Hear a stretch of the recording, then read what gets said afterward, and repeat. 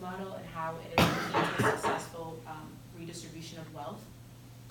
So first, Thomas Piketty, he is an economist, and he spends his time talking about how wealth will lead to the demise of democracy.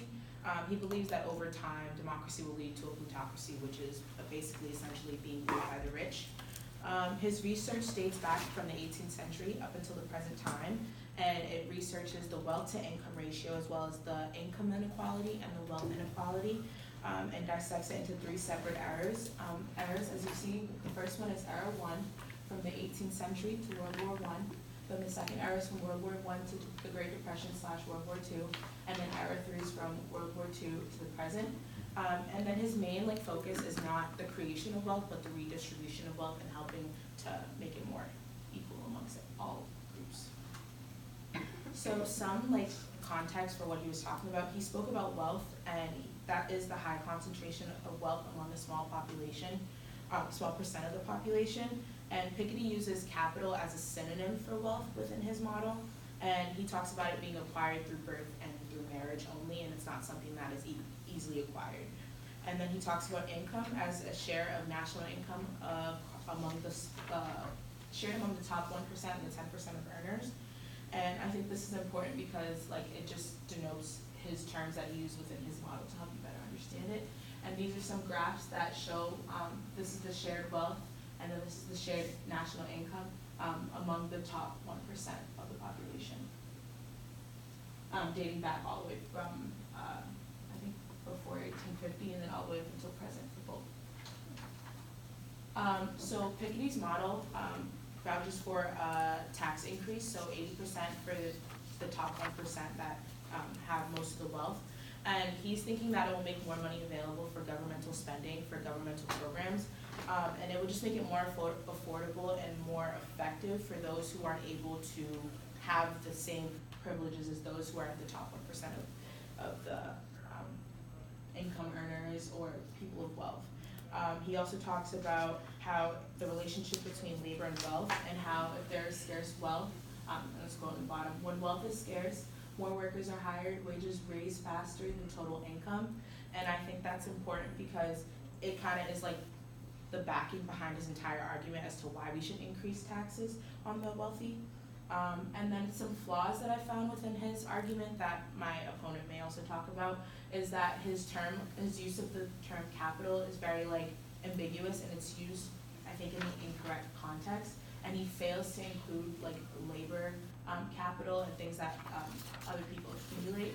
And then his plan will ultimately ruin the economy, because it talks about in the article for the Heritage Fund, it talks about how it will give the wealthy less incentive to work, and therefore they wouldn't be working as much, and therefore there wouldn't be as much money going into the economy, as well as also when looking at the TED Talk that was one of our sources.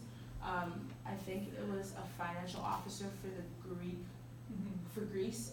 He talks about the economic sphere versus the political sphere, and talks about how that eventually the economic sphere is impeding on the political sphere, which I think aligns with Piketty's model, because he believes that wealth will lead to an unstable democracy.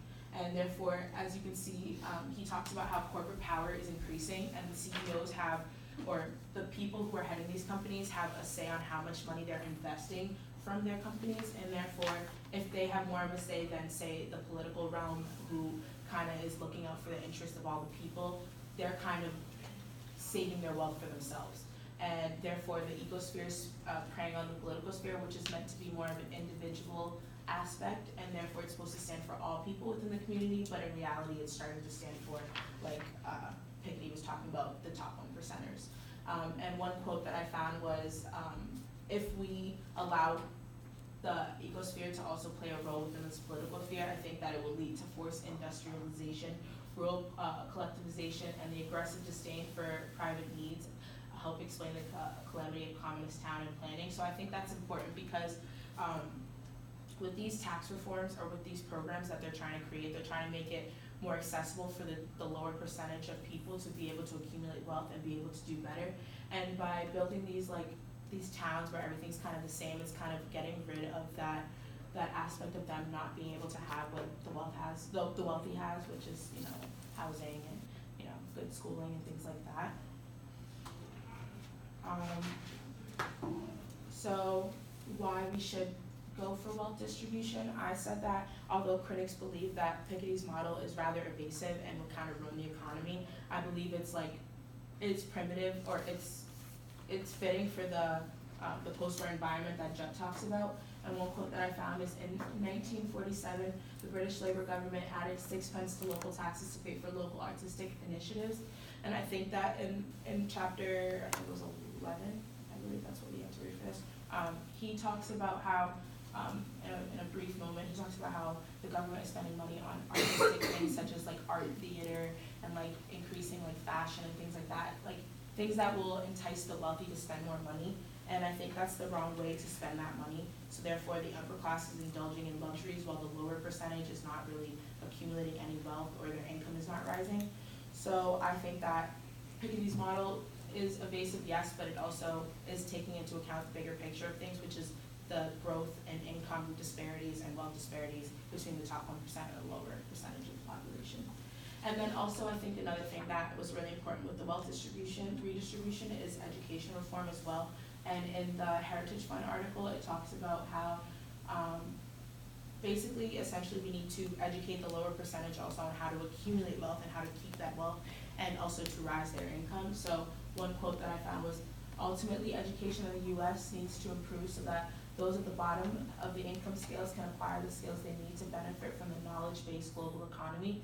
And I think that's a really important fact to have, because as my opponent may touch upon, it's very hard for people in the lower part of the income scales to accumulate income if they don't really know how to do so, and if they're not receiving the right tools to do so.